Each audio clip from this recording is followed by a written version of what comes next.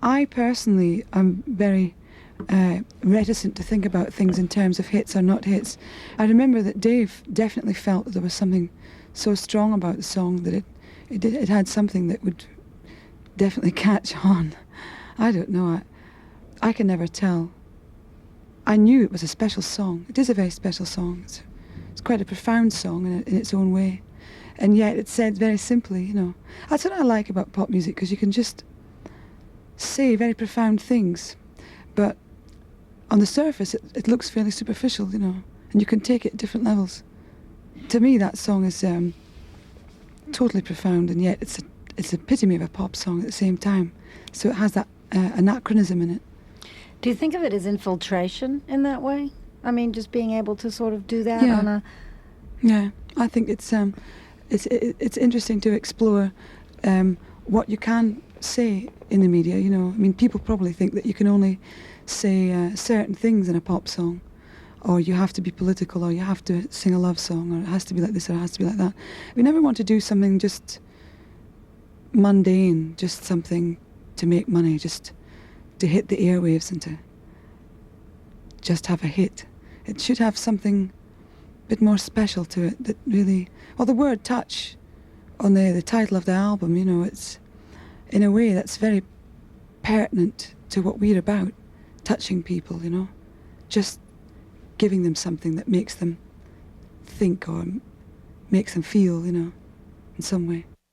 When you formed Eurythmics and you thought of yourselves as a project rather than a group, and you thought of yourself, I would imagine, as artists rather than rock stars, did you think what you were doing was not commercial? The first thing that we did, actually, our first album was definitely a non-commercial album, and in a sense it was very necessary that we made that sort of statement. Is that in the garden? Mm-hmm. That didn't come out here? It wasn't released here. The record company weren't interested in it. The other two albums, Sweet Dreams and Touch, when I listen to them, I feel very, very satisfied, you know. I don't feel there's any gaps. I feel everything's there that needs to be there, and the spaces are there that need to be there too, and very contented with those albums. Can you still hear things you would do differently? Oh, yes. I mean, do you ever want to get to a point where you're really that content, well, then what? Well, I don't think you ever can, actually, because, you see, when you're working in a studio, you have to depend on a lot of spontaneous ideas. A lot of the time, you go around with very few ideas, actually. You go into a studio and you hopefully tap into a resource that you've got. And surprisingly, some days there's nothing there, you know, and you just can't do any work. And then maybe the next couple of days, there's just this incredible amount of stuff that comes out. See, because we are all taking in information the whole time. We're all storing up information, whether we're conscious of it or not. And musicians and artists and dancers and painters, they're all trying to find a way of expressing all the things that they've been bombarded with, if you like, so that other people can receive that in the way that they've packaged it, if you like, and relate to it and identify with it and make something of it, or make some sense out of it, or feel good about it, or, you know, they're all statements in their own way. It's very difficult to judge, you know, your own statement. It's like somebody said to me, it's very hard for a cook to tell whether the dishes that he or she made are really good. The guests, the people who ate the food, will tell you whether it's good or not. So hopefully it's pleased the listener and the people that come to our concerts. Instinct is a very strong thing with musicians. It's the best thing we've got. It's the best measuring stick, the best yardstick, instinct. So I think our instincts were fairly strong, you know. We felt very strong when we made those albums. We felt very totally inspired, actually, especially with Touch. Touch came after we'd just been to America and we'd just done our tour, and we were very fresh, and we really felt that when we were in the studio we could see the audience there. We could imagine very clearly an audience, whereas at Sweet Dreams there was no audience. There was no fans of Eurythmics, if you like. Nobody knew about Eurythmics, so it was difficult for us to envisage what type of people we were playing to, or who we were playing to, you know. And after we knew, well, we have an audience, you know, people that really like us and are interested and want to know and relate to this music, it was a lot easier for us to make the statements. When you went in to do Touch, Sweet Dreams already had been number one in England, no? Or had been a huge hit in England, but not number one here yet, Yeah, was it? that's right, that's but right. nonetheless, it was a success. Yeah. You were a success. You did the Sweet Dreams album, what, on some 8-track or something? I mean, Yeah, it's on no that's it. money. How did you then change that situation for the recording of the next album? Well, I mean, did you all of a sudden get real fancy? no. We did advance it a little bit. We went from 8-track to 24-track because working on an 8-track was very time-consuming. It meant that every track, we wanted a double track or we wanted little extra things happening, we had to do a process called bouncing down, which meant that one track would share. When it's only supposed to be for one instrument, it would have to share with other instruments too. So that was a real nightmare in a way for Dave, especially, and our engineer, because they had to be very conscious of what was on each track, because there were different things coming at different times, and they had to know, oh, we have to switch this off and we have to switch this in now. It was very, very hair-raising, actually, when we were mixing that album, because we weren't sure whether we were going to wipe something out because we'd just forgotten that it was there. It was much easier to work on 24-track for that reason, but we were so convinced that the success, the musical success of Sweet Dreams came from the simplicity of our approach, that we knew that to go for something complex and something flashy would be a downfall. So we stuck to our basic principles of just putting in what we felt was really essential. I think also you surprised a lot of people when you came here because the advance hype, was all about this kind of visual thing about you and then this synthesizer emphasis. And when I saw you at the Ritz, it seemed to me like kind of a soul review in a way. It was right. like It that. is, yeah. That's a very kind of a joyous thing. Nonetheless, you do pose for a picture with Boy George on the cover of Newsweek, where most of America will look at it and think, who are those freaks or something? How do you I don't feel like about a freak. that? I didn't really think much about it, actually. I was invited to do the photo session with him, and I've known him for a long time, actually. I've known him since before anybody knew him. Right. And never did a picture with him before. And I thought, why not? That's nice, I like him, actually. He's a very nice guy. Oh, I think so too. And so it was fun. You got to remember that where I come from, I don't know what Newsweek is. I never heard of it. I thought it was nice to be on the cover with him. Why not? For once, just for posterity. Why not? And this androgynous thing, well, it's okay. Fair enough. I don't mind. I'm just doing what I like to do, what comes instinctively to me, what comes interestingly to me. It's something that people have picked up on much more than I had probably anticipated myself, Whenever you make anything public, performance, there's a certain statement involved in that. And sometimes people pick up on elements that you perhaps hadn't even seen yourself all that much, and then it's quite funny. Sometimes we play on that. I mean, the Grammy thing was definitely playing on that. It was a joke, the whole thing. I mean, being on the Grammys is a joke to me and Dave. We were invited to be on the Grammys. And this is the bosom of the music industry slapping itself on the back for being so wonderful. And people who have always been kicking and railing against the society at large and the system are standing there in tuxedos, part of the system that they always kicked against. I find this amusing. It's very funny. So if Eurythmics are going to be on the Grammys, then we have to give them what they want, which is Annie Lennox as a man. Everybody wants to put everybody else into a nice, neat framework that actually doesn't exist. There are no such things as frameworks. You cannot put me, and you can't even put Boy George, actually, even though he does look fairly predictable now, but we've all seen him. He may change, I don't know. But actually, that is not the sum total of me. I am not just a red-haired, androgynous singer. There's much, much more to it than that. And that is to do with a relationship. That takes time, People want instant things. They want to have something very quick, very understandable. Oh, that's what that is. Actually, Eurythmics is not about that instant thing. Eurythmics is about being able to change, acknowledging change, eclecticism, showing people things, Being changeable, not for the sake of change, but just so that people don't just naturally assume, oh, that's what it is. Give them a knock on the back of the head. I'm also a culprit of that. I look at people, I think, oh, yeah, that's so-and-so. They're like that. Big star, huh?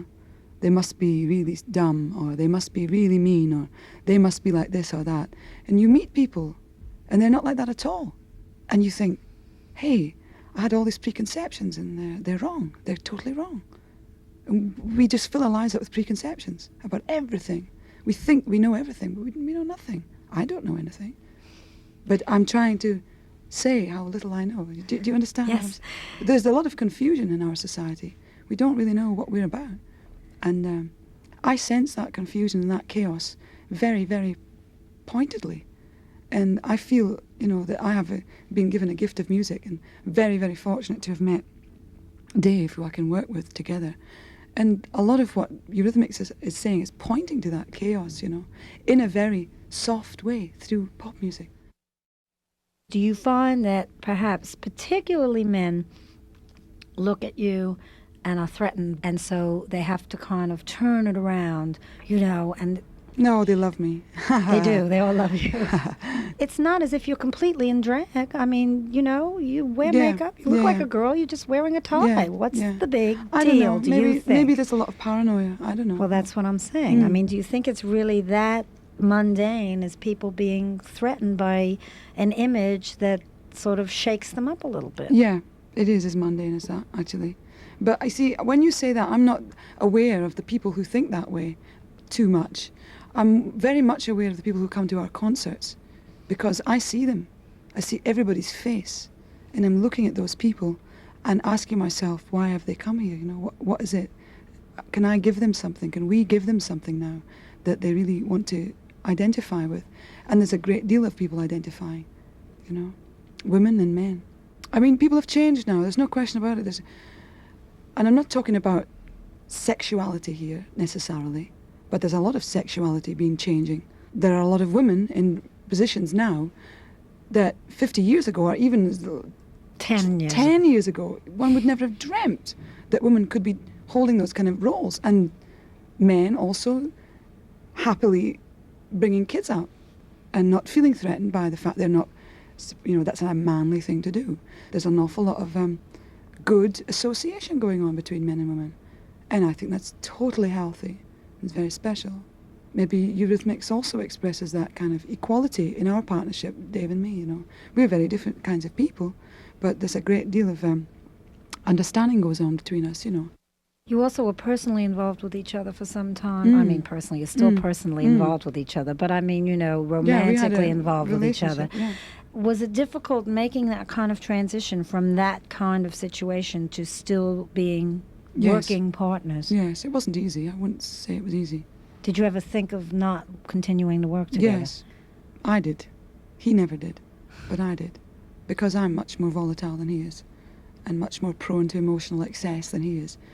But the basis of all that sort of emotional upset and disturbance, there's never any doubt that we work together, because it's too strong a thing to be denied. When you have something special and it really is working, you can't just say, well, I'm stopping this now. That's unnatural.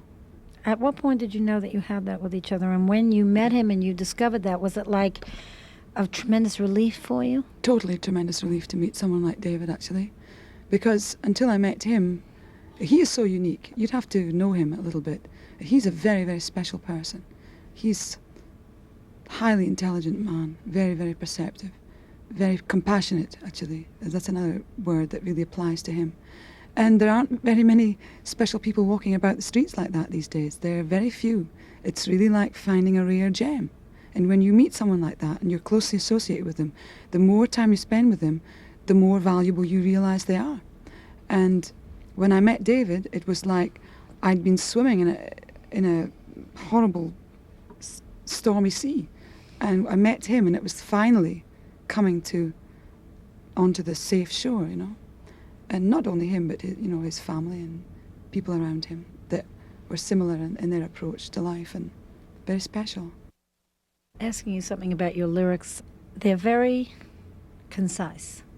I mean, in Sweet Dreams, there's not a lot of lyrics. They're to the bone, Yeah, right, I mean, down is to the that bone. something, does that just the way you naturally write? Yeah. Is that something you're very aware of, that you No. just want to sort of keep it I don't know. less is more? See, what's the point in singing songs that have got no meaning, Everybody's heard the same thing so many times, I thought, how on earth can we write a love song that really is poignant, that really is evocative, that really speaks about love? How can you do that without sounding cruddy? And I hope that we found a solution to it, actually. I don't think you need to use many words. Love is a Stranger is the most wordy song we ever wrote. And it's full of words. And each word is so pertinent. It is such an image coming from each one of those words. There's so many random images coming through. And that's the kind of song that it is. But Sweet Dreams is like a mantra, It's really a profound mantra. That's something that just is repeated over and over again. Because it's true. Because it's a basic truth. Some of them want to use, Everybody's looking for something. That's true. Everybody's looking for something. So that's nice. I would much rather say something that was so profound and so true in 2 words than say 500,000 words of rubbish that's useless words. Who needs it? Were you scared of audiences? Oh, yeah, well, yeah. I mean, sometimes, yeah. I mean, still am a little bit. It's very daunting going on stage. I would imagine. What do you have to do? I chant. Sometimes I chant different things. Chant different mantras. Because it gives you a certain power. And it centers you. And it prevents you from getting too self-conscious. And once you function in a certain way on stage, where you don't just think about yourself, and you're really just giving, and you're totally relaxed into the performance, then it starts to work. But it's really like walking a tightrope, with yourself, actually. You can go one way or the other. You can really fall off, or you can go straight on that rope, and there's nothing will stop you. And of course, it's got everything to do with the group that you're on there with. Because if you're feeling right as rain and everybody else is feeling miserable, or the other way around, somehow or other there'll be bad effects. And we've found that. Dave and I recently went on stage. We just had an argument, which we didn't settle. And we went on stage, and it was hell for both of us, because we hadn't settled the argument, and the feelings were carried onto the stage. And it was really impossible, actually. And when we realised that, you just cannot take those things onto the stage. There's no place for them. You have to feel 100% right.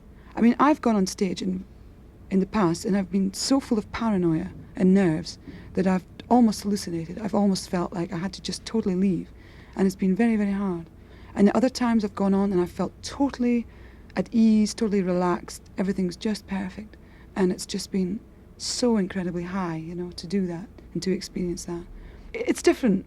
Every night's different. Every hall is different. Every audience is different. Every time you sing a song, it's different. Is it really? Yeah. Sometimes it's horrible, and sometimes it's incredible. That's how it goes. How can it be any other way?